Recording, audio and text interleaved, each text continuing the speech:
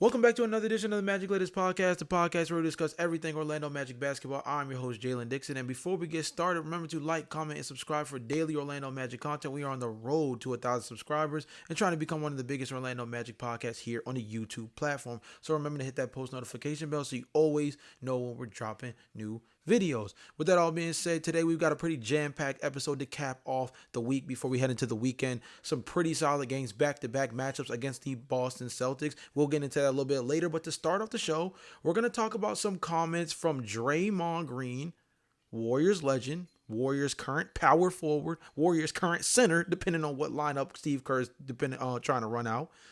And Draymond had some interesting words of quote-unquote advice / criticism for Orlando Magic star Paolo Banchero on his podcast, The Draymond Green Show. He said, "These are the things I would be talking about to help Paolo with his development. What is your go-to shot? If you're going to be a go-to scorer in this league, you have to have a go-to. And what is that for Paolo? It's not that he can't be. Is he given the proper path? Who's sharing with him that he needs a go-to shot? Who looks at these teams and they don't have a vet like that? You look at these teams and they don't have a vet like that. They don't have a veteran. They don't have veteran leadership. Those things go beyond just coaching. I think Paolo is a casualty to that. Who's helping him grow from the veteran standpoint? I completely disagree with people who say Paolo can't play that type of basketball to help win. I just don't think he's playing the right brand of basketball right now, but you can 1,000% build a winning team around Paolo. So here's my thing. I think it's a really interesting take because he's addressing the Paolo Banchero dilemma from a completely different dynamic than the one that most people tend to lead with, right? The issue with Paolo Banchero to most people is two things. One, we have the Carmelo Anthony side that says he just needs a more killer instinct in terms of being a elite level scorer. He's somebody that has the size, the build, the over athletic talent to be somebody who can be a high level scorer and a go-to player in this league as a number one option. You also have people who tend to take the analytical approach, which will say that the biggest issue for Paolo Banchero is that he can be an elite level offensive creator because he has all the ability in the world to do so. He's just very inefficient.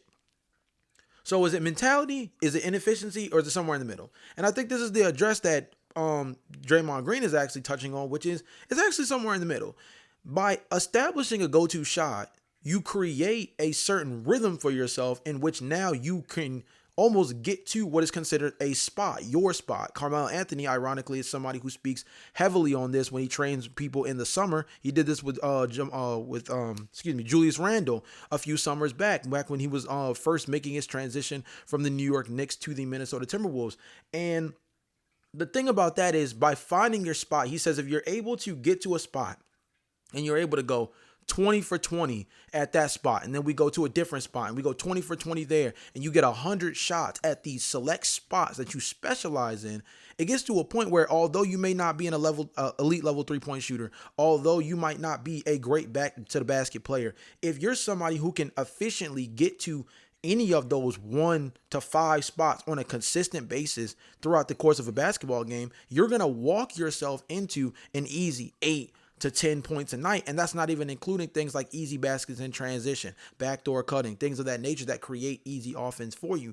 Paolo is somebody who, we talked about this on the podcast before, he's someone who settles for the mid-range shot a ton for a person who's not necessarily an elite level mid-range shooter. He shoots about in the mid 30% percentile for mid-range shooters, especially for someone that does it at his volume. Of course, we know some of the best in the game that do it from that area are your DeMar DeRozans, your Shai Gilgeous-Alexander, Kevin Durant. I definitely don't want to forget about him. Cade Cunningham has been elite from the mid-range area so far this season. Those guys are the ones that when you get to that spot, it allows you to consistently get points from that area because you know that they're knockdown guys from that space. Paolo has not been that, and therefore it takes away the idea of that being a quote-unquote go-to shot for him. So what would the go-to shot for Paolo Banchero look like?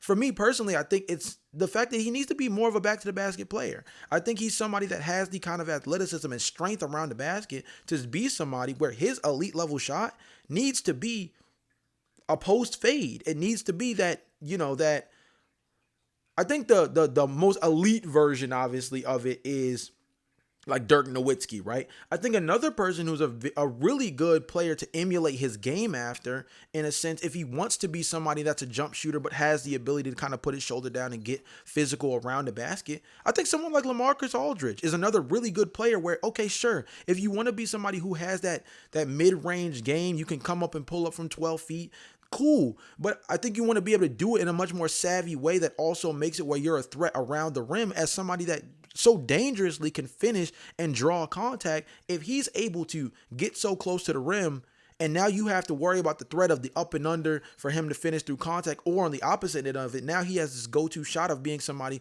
who has the head fake into the reverse, and he goes back for that leaning back, that lean back fading jump shot. That makes him so much more dangerous. So I think that's the shot that he would want to establish. I don't think he has that go-to shot right now. If that were the one, I don't think it's been fully established in any real way just yet, but I think it would be a really good starting point for him to establish that post fade jumper, because it makes him in the sequencing of establishing a post fade, the first thing that you're a threat to do is to barrel yourself to the basket, right? One dribble, two dribble, and now you have the possible move. Do you Hakeem Dream Shake into a potential move where you draw contact around the rim and you finish strong? Or do you have the ability to be able to fall back, hit that fading jump shot, and now that's another lethal thing you have to take into consideration? Somebody that's a peer of his that kind of established this move a little bit more frequently last season, and you saw it really, really take form in the postseason on their run to the championship, was Jalen Williams.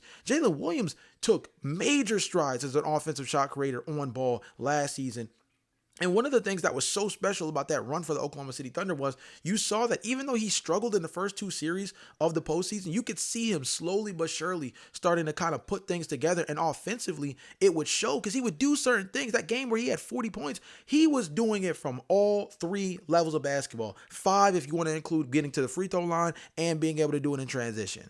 I think Paolo Banchero, he's got some real phases to his game that he's got locked down, especially as a rim finisher and somebody who is a relatively strong free throw shooter, but he's not a good three-point shooter, and he's somebody that in the mid-range area I think needs to have a selective zone in which he can be the most proficient. I don't think he should be in that 14 to 15 feet mark. I think he needs to be closer to 12, 10, 8. I think he needs to be somebody who has more of a dangerous presence around the rim, and I think it'll show on both sides, because just as much as he'll be effective on the offensive side by being a force on the rim, I think it'll also show the physicality that people will be more reluctant to attack him defensively, because on the offensive end, he's showing you he's going to play physical, and by proxy on defense, that same physicality should transfer, because he's going to want to play with that kind of burly style because it works for him and it makes him successful. We saw that a lot last season anyway, of him being somebody that when he played with real physicality, it did great wonders for him. So I think that's the best way to answer it. To answer, again, Draymond Green's direct question about the veteranship of this team, that is a tough spot, right? Because the oldest guys on the team are Jonathan Isaac, who barely plays, and Tyus Jones, who isn't playing well. So it puts them in a weird position, because the question is, like, who's going to pull Paolo Banchero aside and say, hey, bro, this is what you need to do in order to put yourself in a better position to be effective on a night-to-night basis.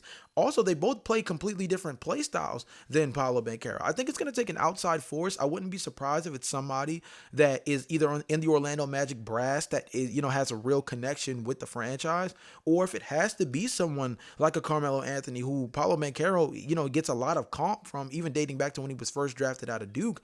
But I do think somebody should really pull him aside and allow, a certain level of, I think he should allow a certain level of mentorship. And I'm sure he would be open to it. I don't want to speak for him, but I'm sure he would be open to a certain level of mentorship if it meant it was a chance for him to really develop his game. We saw Wemby go to Kevin Garnett and Hakeem Olajuwon this past summer, and it's broadened his game by so much, and it's opened up so much simply by having a real listening ear as a young player. I think Paolo Banchero, he's been devoid of that. Since being drafted, he hasn't had any real quote-unquote vets in the room. Again, Jonathan Isaac is someone who has been in the league quite a long time, but doesn't really play enough for you to really... You can learn from him from the perspective of, yes, this is my teammate. I want to hear what he has to say. I respect his opinion. But in terms of truly being able to get an understanding from an outside person or even an internal person, they don't have someone of real veteran status that can preach that to him. So I think that they're gonna have to do it a different way. They're either gonna have to get somebody, or he's gonna have to actively seek them out on his own. I know his agent is Mike Miller, former NBA champion with the Miami Heat. He has a podcast, the OG's podcast with Udonis Haslam. That's something. But I think it goes deeper than that. So that's an interesting little nugget by Draymond Green, that it's not just the go-to offensive move, but also like having the veteran in the room to like talk him through what that process of getting to that go-to move looks like. I thought that was a really interesting take on it. Again, a very neutral take in a sense between the people who are worried more about Paolo's mentality and the people who are more worried about his efficiency. There's a middle ground there where there's a developmental stage or a portion of Paolo Banchero's developmental stage that he just still hasn't been able to experience because the roster has not favored him to have somebody who can really take him through that. You would think that's kind of what Sham God is there for, but again, he has more of an experience with developing guards. So it's a little different. It's a little different. But you guys let me know in the comment section down below how you guys feel about what Draymond Green said. Next up, Jamal Mosley and the Orlando Magic talked a bunch over the last day or two about the turnover issues. I'm going to read you some quotes after the most recent loss from Jamal Mosley that I think really are telling. He says, when they were talking about what was the biggest thing that they've been struggling with so far, he says turnovers. The defensive effort wasn't there. We let the offense dictate our defense. That's on me. I didn't do a great job getting these guys prepared for this game tonight, understanding how they were so handsy and so physical, and knowing we're going to try to turn them over. I had to do a better job with this group to let them know that. And then later on, from that same game, Tristan da Silva spoke a ton about how he felt. He said there were multiple breakdowns. I feel it also started with our offense taking care of the ball. That was one of the main focuses for us in the scouting report, was taking away their transition points. We have to make sure we keep our man in front, see man and ball, and contain the action. Of course, this is coming off of the loss against the Atlanta Hawks, where the Hawks had multiple really strong runs during this game, including, I believe, a stretch where they went on a 14-1 run to end a 14-1 run to end the second half. Like, this is a Orlando Magic team that's been struggling with turning the ball over from the very beginning of the season, even dating back to their win against the Miami Heat. This is a team that, with the way they've been playing basketball, this up-tempo style, taking care of the ball, it's created this erratic function within their offense where they're so focused with trying to get the ball into the half-court set as quickly as possible, trying to get into whatever the first initial shot creation opportunity is, that they're not really focusing on what it is to really create efficient offense. And it's almost like a quarterback telegraphing his pass. If you watch football, if you're relatively a religious football watcher, you know that they say that when a quarterback stares down his man for too long, it makes it easier for the corner or for the safety to bite down on the ball. Because if you're going to stare at your target for long enough, me as a cornerback or me as the linebacker that's supposed to be watching the quarterback's eyes in pass situations, sees you staring hard and says, okay, well, if he wants this guy real bad, I'm going to break down on him, and there's going to be one or two things that happen. I'm either going to hit this guy on contact and the ball's going to pop out before he catches it, or I'm going to beat the ball to the spot. I'm going to pick this thing off, and I'm going to try my best to take this thing to the crib. It's very similar. It's very similar in basketball. When you're put in a position where you're not really seeing the pass before, you're not seeing the pass into the shot before anything can actually manifest itself, or when you are seeing the pass and the shot before anything is really actually manifesting itself, you create an action that's not truly developmental there. And it puts you in a really interesting position because now you're not doing what you need to do to be effective. And it puts you in a spot where you have to really, you have to play the game at a completely different pace in order to see the game in the half court setting, particularly at the right projection. I feel like I'm saying this in a really fancy way, and I want to simplify it in a way that makes a lot of sense. Again, going back to the quarterback analogy, I think the biggest issue for the Orlando Magic, besides the fact that I think they're just playing too fast, is I think that the pressure of trying to live up to being a much better offense is starting to catch up to them. I wouldn't be surprised if the chatter around this team with getting Tyus Jones, with bringing in Desmond Bane, with the expectations for guys like Franz Wagner and Paolo Banchero to take steps in the right direction, right? Or take steps forward in terms of being like this real all-star duo, right? All of that breeds into the same philosophy that a lot of people say when they go into free agency, right? Which is the old Jabari Parker quote of we get paid to score buckets, not play defense. And this feels like one of those years with the kind of expectations the Magic have, that they are leaning more on trying to outscore folks than leaning into the bread and butter of their team over the last 4 years, which has been locking folks down, holding opponents to 101 points per game or lower, 108 points per game or lower, which has been a perennial, run for them defensively over the last couple of years, and being this team that just imposes their will on you physically because they know they can't shoot the ball at a high clip. They know that they're not this team that's going to run you out of the gym because they play a jumbo lineup. They know that they're a team that, despite the fact that they have 2 all-star caliber guys in Franz Wagner and Paulo Banchero, they're still trying to figure out the chemistry aspect of these 2 guys playing next to each other even this deep into their careers, because they do play a relatively redundant position, but at the same time, they're both really good at it. So I think all of those things factor into why the turnover issues are what they are. And I think it's one of those things that they're only going to fix once they look themselves in the mirror and realize that they got to slow down and they got to put themselves in a better spot. Next up, we're going to talk about obviously the games that are coming up. There are back-to-back matchups, including a NBA Cup game, this NBA Cup game tonight against the Boston Celtics. The Magic are favored by 3.5 for what it's worth. The Magic have been favored in every single game that they've went into so far this season, and they're 3-5. So that goes to let you know that despite what the point spread says for them, they are a team that is underachieving as opposed to what the sports books are projecting them for. This is not going to be a deep breakdown because, again, on a night-to-night basis, I feel like it's really hard to talk about the X's and O's of what a team should do going into a game in order to win the matchup, especially for an Orlando Magic team that I feel like has had a few very small breaks in between these games. So we haven't been able to see this, really strong sample size. Again, everybody's within 8 to 10 games right now. So it puts you in a spot where you can't really deduce what makes a team great and what makes a team bad right now. But I would also say that against this Boston Celtics team, the number one thing is that you have to be able to rebound the basketball. This Boston Celtics team is terrible on the glass. Neemias Queta is the only player that's really keeping them afloat as far as being active on the glass. Jaylen Brown has been super efficient this year, and he's probably an under-discussed all-star candidate this year. Somebody that if the Boston Celtics were much better in terms of what they look like on paper, I think we would be giving him a lot more love in the national media. But because of the fact that you have the memes of his, spray on hairline, landing on people's jerseys, and the fact that the Boston Celtics just don't really feel like a real title contender out east this year, despite the fact that they are 4-5 and have been really competitive in basketball games to kick off the season.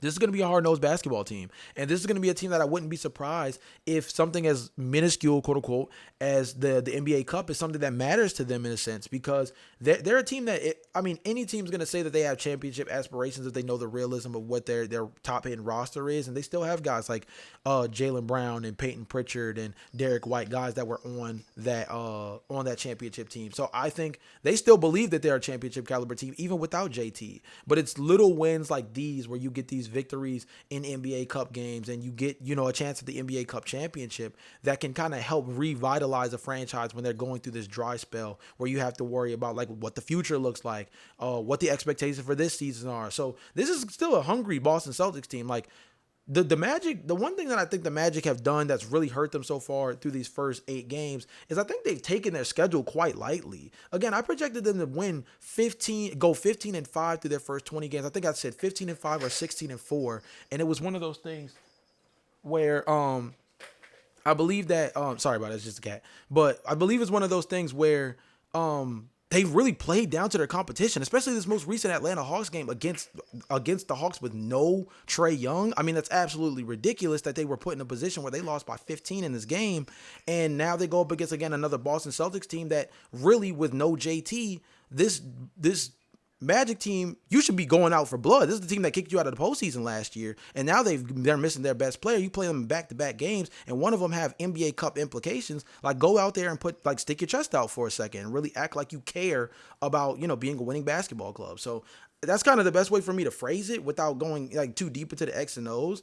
Rebound the basketball at a high clip. Obviously, they need to be taking care of the basketball because that's been one of the biggest things they struggle with. And don't try to get into a three-point shootout with this Boston Celtics team.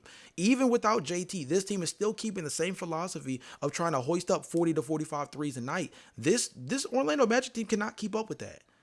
Not yet. Not yet. So they need to be able to do it in a different way, and it needs to be by posting up. It needs to be by being effective on the glass. It needs to be by attacking the paint at a high clip. Put pressure on guys like Josh Minot. He's still a young player. He's been really effective so far through the early portion of the season, stepping up. But put pressure on guys like Neemias Queta and Josh Minot to really have to protect that paint with some real pride. Because Paulo Banchero, I hate saying this because it takes the real game element out of it, and it puts more emphasis on like the hoorah side of it. I don't like breaking the game down that way, but like guys like Paulo Banchero just need to have pride when you go up against dudes like Josh Minot and you go up against guys like Neemias Queta in the paint. Same thing with Wendell Carter Jr. Like bro, you guys are former lottery picks. Like, you know what I'm saying? Like I don't like the hoorah aspect of it, but like guys, you're lottery picks. Paulo Banchero with top of the draft. He went top of the draft, and you have somebody in Wendell Carter Jr. who was drafted in the top 7.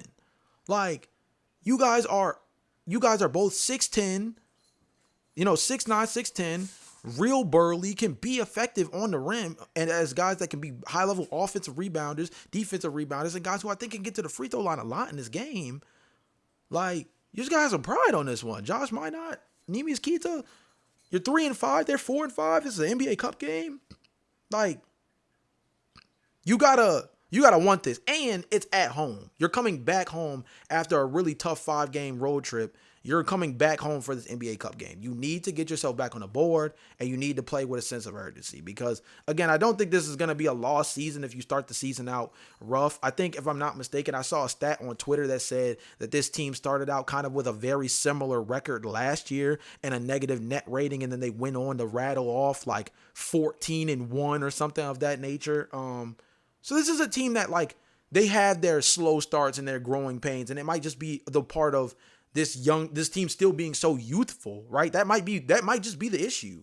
That might just be the problem. Going back to what Draymond Green said, is that this team is still just so young that they kind of need to, every single season when they come in the beginning, they kind of need to get their sea legs beneath them. I think it's one of the reasons why two of the players that look the most effective and ready to play to kick off the year are the two players that have been playing basketball all summer, Tristan da Silva and Franz Wagner.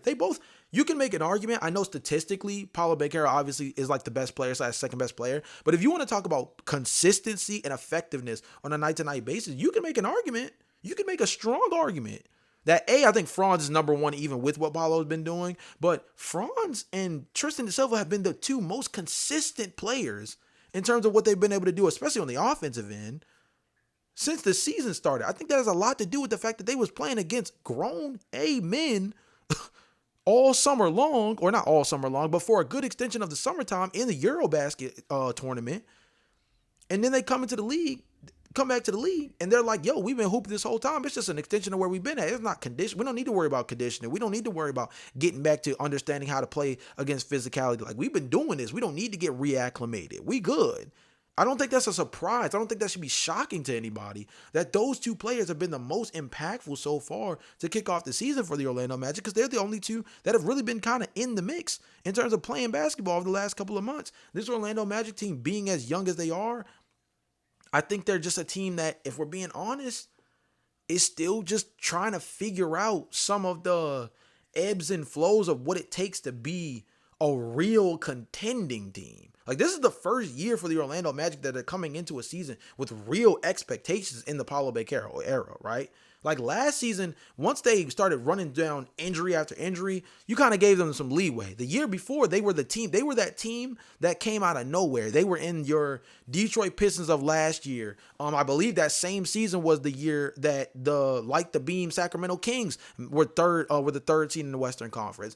Orlando caught everybody off guard. This is the first year that people are coming in to the season with real expectations for the Magic. And I think that I honestly would not be surprised if a team this young was just kind of caught under pressure. I know what they were saying over the course of the summer about not wanting to hear the noise and things of that nature, but you hear it. You hear, as a young team, you hear it.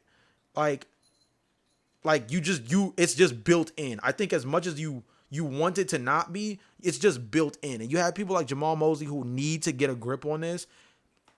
This is where the coaching question comes into mind of like, yo, are you getting your team ready up to play? Jamal Mosley turned this season around for them a season ago when they had a rough start with everything that was going on. Can he pull that rabbit out of the hat one more time and make it happen in a season where things really, really matter? That's the question. That'll be the most interesting thing. Last but not least, let's go to you guys' comments from last podcast. You guys, shout out to you guys, man. You guys have been so active in my comment section. I feel like I'm truly building a real fan base within the Orlando Magic community. So I appreciate you guys so much for how much activity you guys have shown within my comment section on a episode to episode basis. Again, remember to like, comment, subscribe. We're dropping episodes every day. So, I mean, you're in a position where you're going to get spoon-fed some real good Orlando Magic content every week. Bar none, I will try my best to give the best analysis I can. But what you guys have been able to do in the comment section is a combination of two things.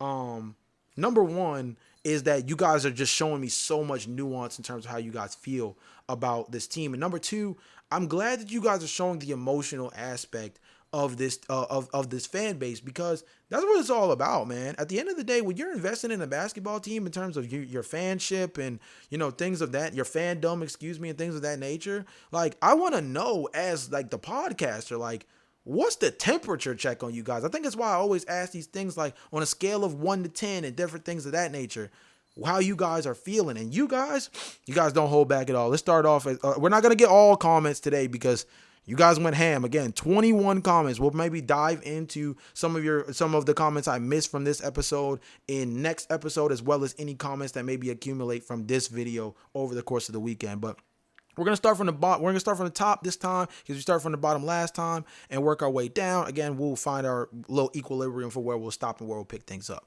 So from Hizzo's World, shout out to you, bro. He says, the problem right now is the head coach cannot figure out the lineup. Carter should be in the power forward spot because he is too short for center. This is also causing Carter to foul too much because he cannot handle the center position consistently. I do think universally, if you could redo it again, and I think that comment comes up somewhere later on in the comment section, if you could do it over again, this is a team that desperately should have taken someone like Derek Lively.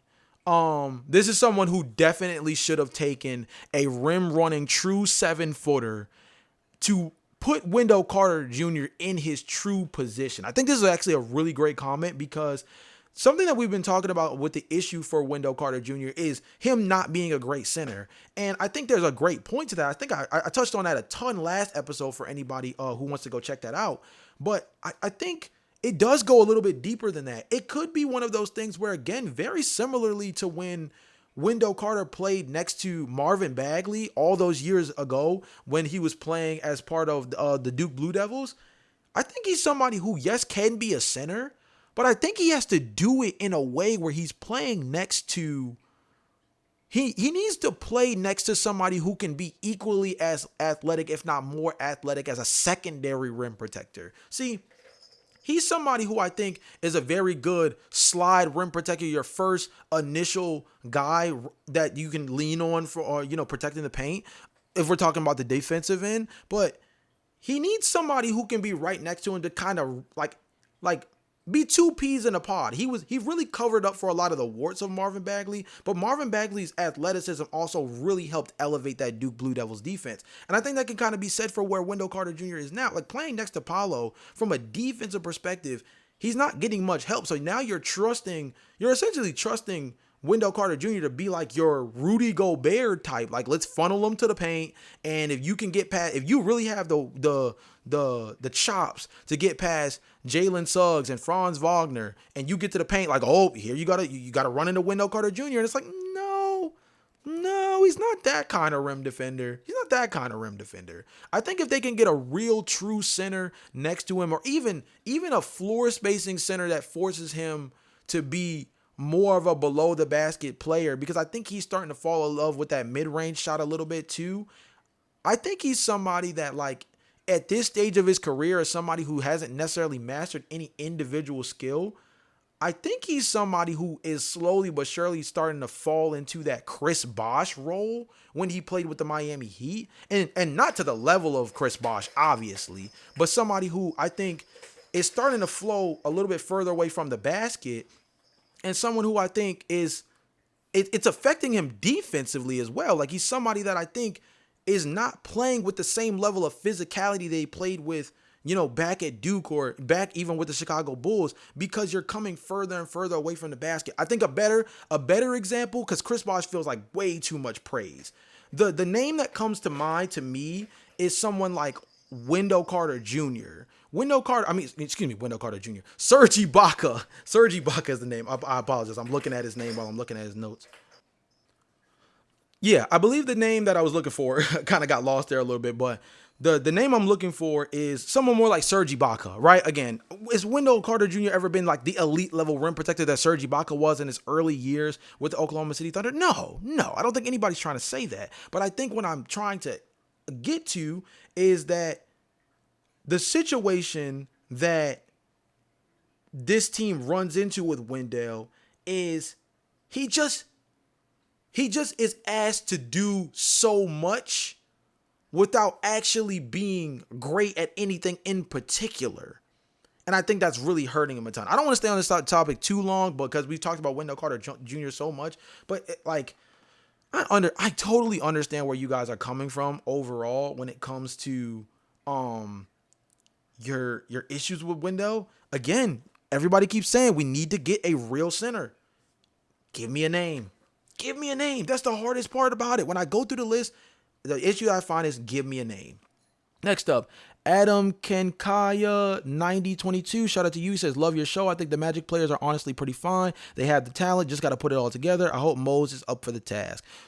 Very simple, bro. I totally agree. And thank you for the love in relation to the show. Hope you're subscribed and all that stuff. And if you haven't, what are you doing? Come on, man. Hit the subscribe button. But really appreciate it. I agree. I think this is a Magic team that is right now. I said my worry level was at about a 6. I think I still stand there, but the reason why my worry level was at a 6 and not DEFCON level was because I do genuinely believe this team is talented enough to position themselves to get back on the high horse of this. I wouldn't be surprised. I'm going to call this right now. And if I end up being wrong about this, we can get to that when we get there. I said this on the podcast last time, and I still believe this. This team is going to have double-digit wins by the end of November. Book it. But I'm also going to go out on a limb here and say that the Magic, at best, are going to lose 3 games the rest of the month. Maybe 4. If I'm wrong, I'm wrong. And we'll get there when we get there. They're already 5 games. They're already down 5 games. I projected them to go 15-5. So if through 20 games, they're, 12-8? Like, we'll see, right? And maybe I'm over projecting how many games they have this month, but I think this is a team that's going to be in the double digits by the end of the month. I'm sticking to that. This is a team that I think is going to turn it around. I think it's going to start with this game against Boston at home, NBA Cup game. Everybody's calling you a team that everybody is worried about / underachieving to kick off the year. Like, this is a game you got to use to turn things around. Court Cousins NBA says this is great, homie. Would love to have you on the show for a segment or a reaction to a game. Definitely just drop your contact information or something like that in the comment section down below. I'm always open to discussing basketball with anybody. It doesn't even have to be about the Orlando Magic. I'm down. NBA podcasting is my favorite thing to do. Writing about the NBA is my passion and something I'm really open to trying to do in any chance that I have. So shout out to you guys. If you're locked in on the Magic and I'm locked in on the Magic, then there you go, right? Dub L8 says, also Tyus Jones has been a disaster pickup. I wonder if we would have just kept our best 3-point shooter from last season and built on that, would we be in a better position? Losing a cheap Caleb Houston was a mistake in my opinion. Caleb Houston is an interesting one. By the way, I think he got waived by Atlanta. Caleb Houston return? I'm not saying we can, but I'm saying it would be interesting. Because you're right.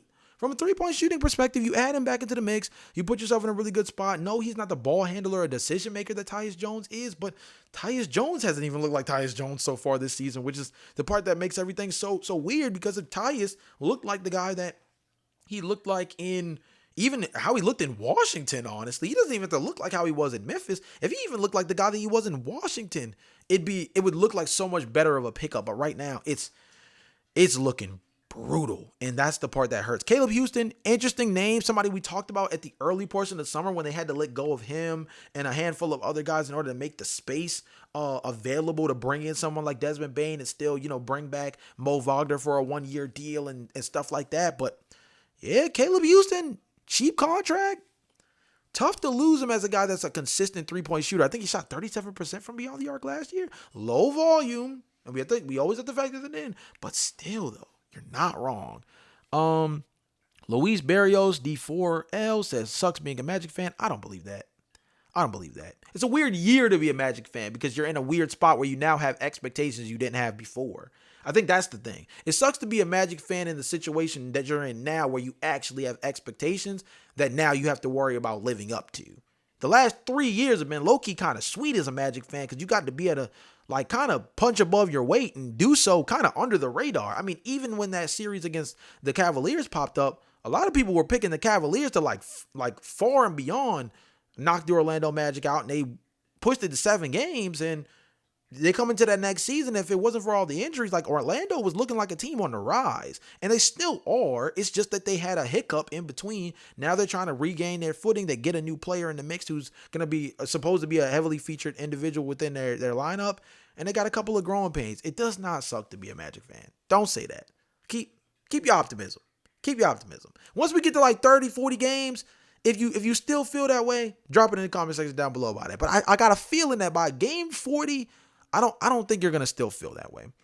We're going to do, man, you guys are super active. I really appreciate this, man. But we're going to do 2 more. This podcast is already almost 40 minutes, right? So we're going to do 2 more. Let's think. D'Lo Florida responded very directly to my list of three-point shooters that I think the Orlando Magic should target on the trade market. Talking about Royce O'Neal, saying always been high on Royce O'Neal. I think a sleeper that everyone might be overlooking Alec Burks.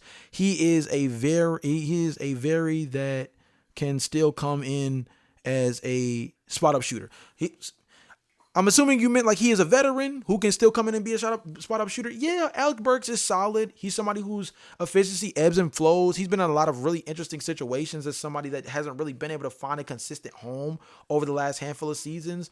So you'd like to see somebody like that. If he can come in and be a knockdown shooter, that's huge. I mean, we're in the point right now where like the Magic just needs somebody to be like what Malik Beasley, and maybe not to the extent of Malik Beasley. What's a lesser version of what Malik Beasley was last year? His own teammate, Tim Hardaway Jr. last season, right? A little bit lower volume, but very consistent, still around 38% from beyond the arc. I think he was a 40% catch and shoot shooter last season for the Pistons. We need somebody like that. We just need somebody that you can drive, kick, launch the ball to, and like at a 38+% clip, you're like, yeah, that ball's going through. You just know it's in. You just know it's going in. Or at least you feel a lot more confident in it. I know Tim Hardaway Jr., he's a sore subject of conversation because he's had quite the roller coaster of a career. But I think last year was a really good season for him. And he's been solid for the Denver Nuggets so far this season too. 2 more. And they actually both respond to the question I asked. I respond more to the questions that I ask in the podcast than I do to random thoughts. I appreciate you guys' random thoughts because they actually help me build out some of my topics for the podcast. But in the fan thoughts section, the ones I read the most are the ones that answer the questions I ask you guys at the end of the podcast. Answer comments in the section and answer in the comment section. Last 2, right? Luis Rosario 9522, shout out to you, boss, says with the amount of quality coaches that are available right now for hire, Mosley is at a 7 on the hot seat. Totally fair way to frame it.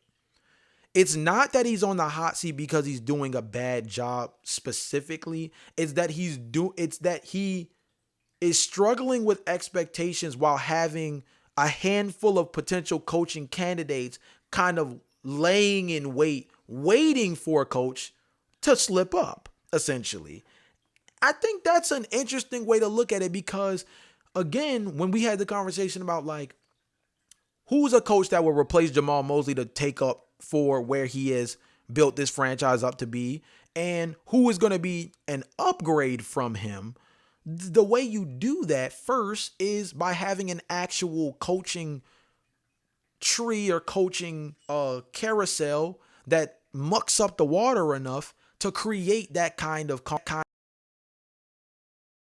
out there. There is a guy out there. There's a couple guys out there.